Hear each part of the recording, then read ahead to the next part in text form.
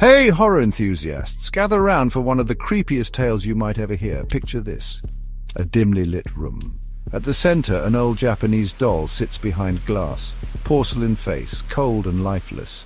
She is dressed in a black kimono embroidered in gold, her jet black hair unnaturally thick. Dolls aren't supposed to change, but this one did. Her name is Okiku. She sits locked away inside a Buddhist shrine in Japan, behind glass that cannot contain what lingers inside. Visitors come. They take pictures. They whisper stories, but no one dares to touch her, because Okiku is still growing. Her hair, once short and neat, now flows past her shoulders, thick, black, and very much alive. But the truly terrifying part, that's not how she started. The beginning.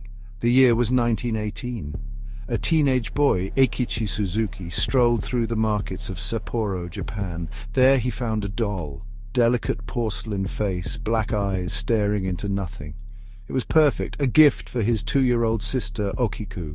She loved it, carried it everywhere, slept beside it, spoke to it as if it were real. Then one winter she fell ill. A sudden fever, coughing, weakness. Her parents tried everything, but the sickness took her in days. Her doll sat beside her as she took her last breath. In their grief, her family did what many Japanese families did. They placed her favorite doll on the family altar, a way to keep her close, even in death. But then they noticed something strange, the hair that wouldn't stop growing. The doll's hair had always been short, trimmed neatly at the shoulders.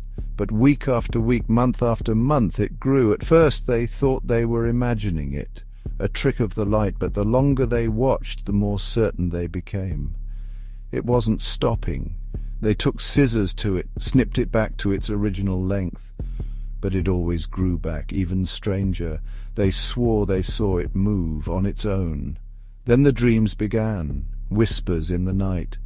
Eikichi, the brother who had bought the doll, claimed he could hear Okiku's voice, soft, distant, coming from inside the doll. Others in the family reported small footsteps at night, a giggle, but when they checked, nothing was there. Terrified, they sought help. Priests, monks, experts. The answer was always the same. The doll was no longer just a doll.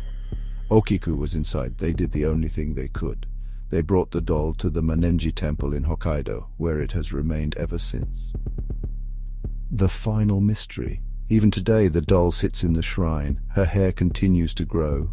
Monks trim it regularly, but it always comes back. Some claim her mouth is slowly opening.